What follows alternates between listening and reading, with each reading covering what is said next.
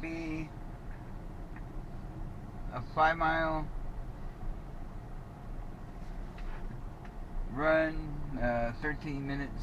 And so right now I'm picking up a passenger, and I'm using a self-drive. We're on 13.8.2, and we're going up uh, north on Powers at the moment. And there's the map. My next turn is Galley in about 2 miles, but there appears to be a bunch of traffic. But there is a major construction zone up ahead, so we'll get there when we get there.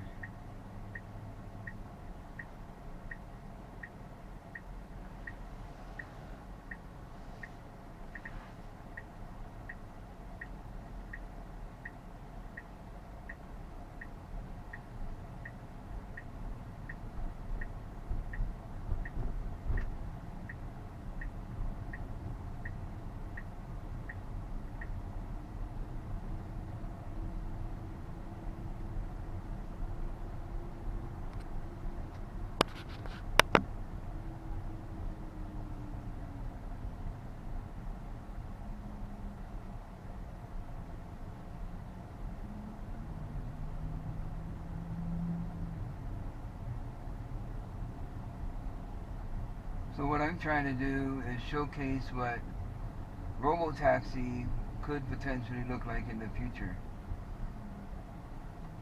Because I do Uber part-time, and so with the self-driving combined with Uber is where you would get the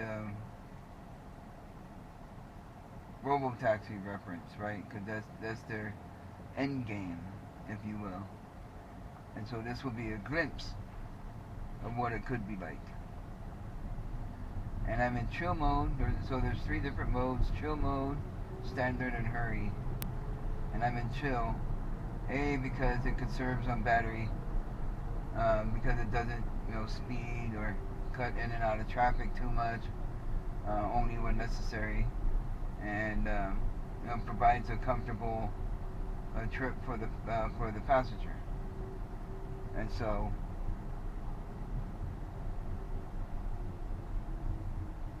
and right now there's 2 ways you could tell that self-drive is active. You see the blue line indicator ahead of the car, and then up here you see the blue steering wheel right next to where it says chill mode, or chill. So there's that. And I got the cabin pretty cool right now, so I'll turn that off.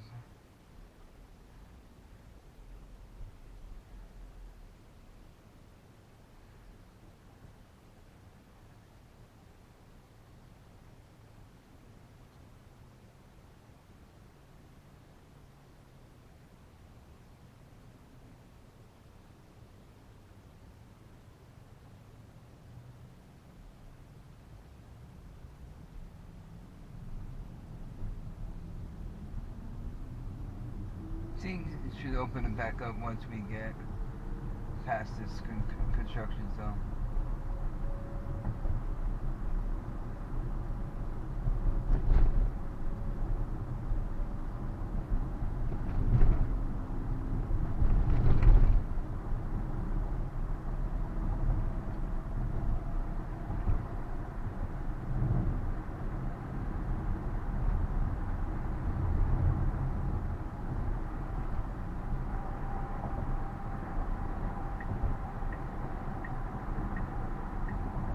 Now it's getting over.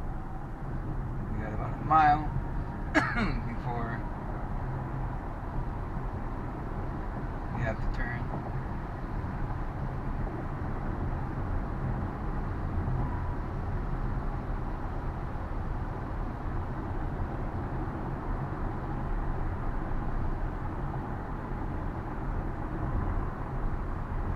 One thing I noticed with self-drive is that kind of have to be patient with it, because you kind of want to go with the flow of traffic. Everybody's going 5-10 miles over or more, depending on what city you're in. And so what chill mode does is kind of keep you in check of that, right? And so at worst case, you'll see maybe 5-7 miles over. Nothing too drastic, if you will. So now it just maneuvered to get over to Cali, and there we go.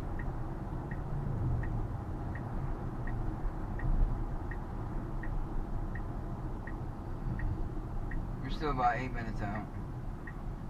And so yeah, it's just repetition. The more you do it, the better you get. And then you can't react to other drivers either. So like if somebody's riding you, or in that case being aggressive, like riding your bumper and that kind of thing, you just gotta ignore it and let them go. They'll eventually go around you. May or may not get the middle finger.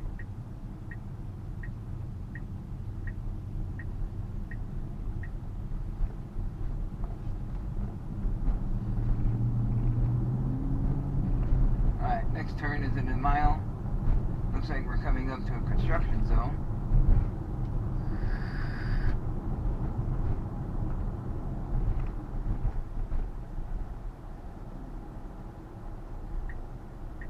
And it sees it.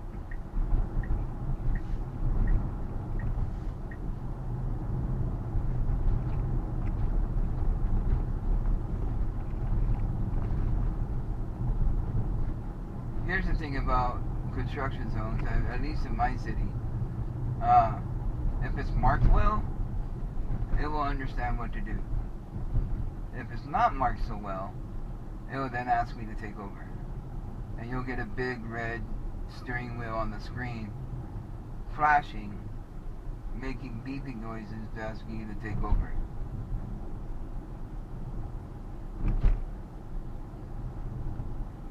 But with all the updates that we get, that seems to have diminished, and it's getting better update after update.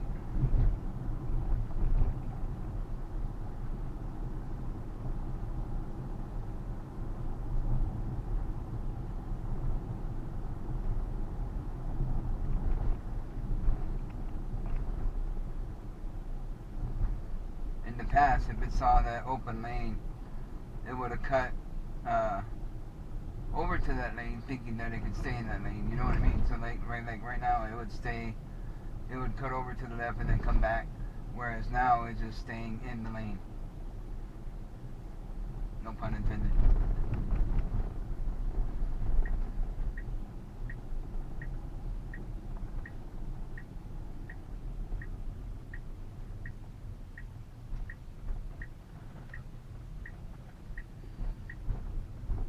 Next turn is North Murray in a half mile.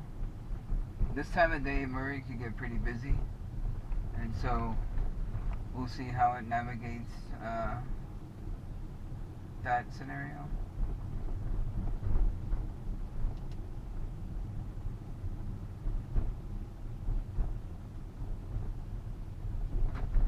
And what I mean by cautious, like, you and I would probably go through the neighborhood, maybe not this cautiously, right? And so here, though, it will slow down, it will take its time, and I'm not sure why it slowed down there.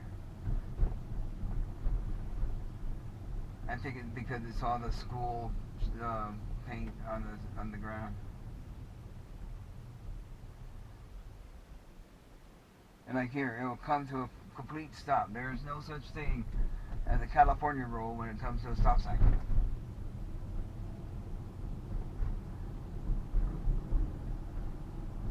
And I've gotten honked at before. People be tripping.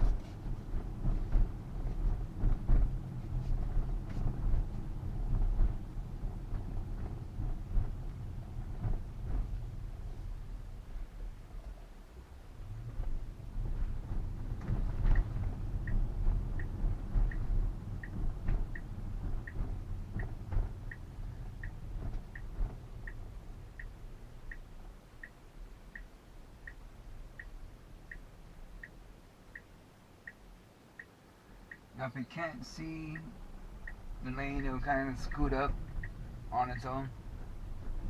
So that's kind of clever.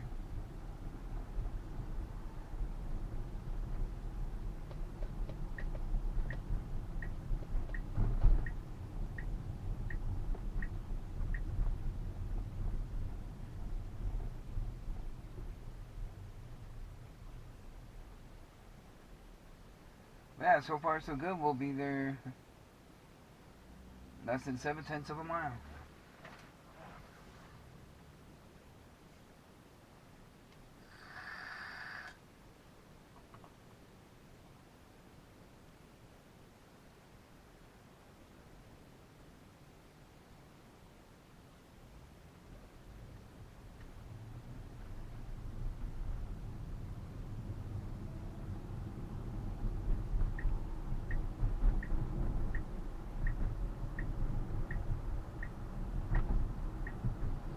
Good show. But yeah, nowadays, I'm not gonna lie, there's not much intervening that I do, or disengagements. Um, it's been pretty interesting how over time this matured and developed.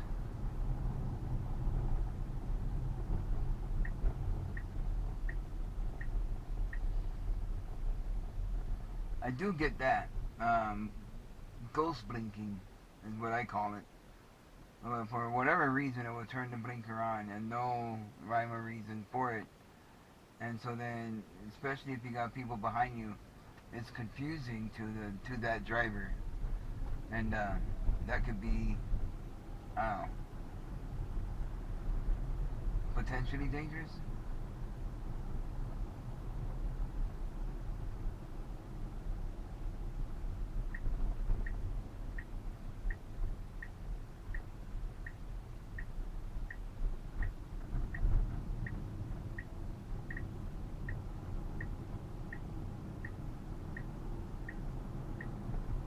Nice.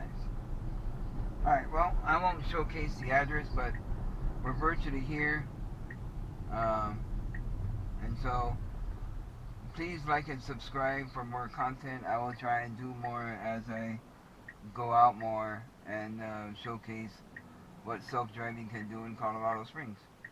But peace out, guys. Take care.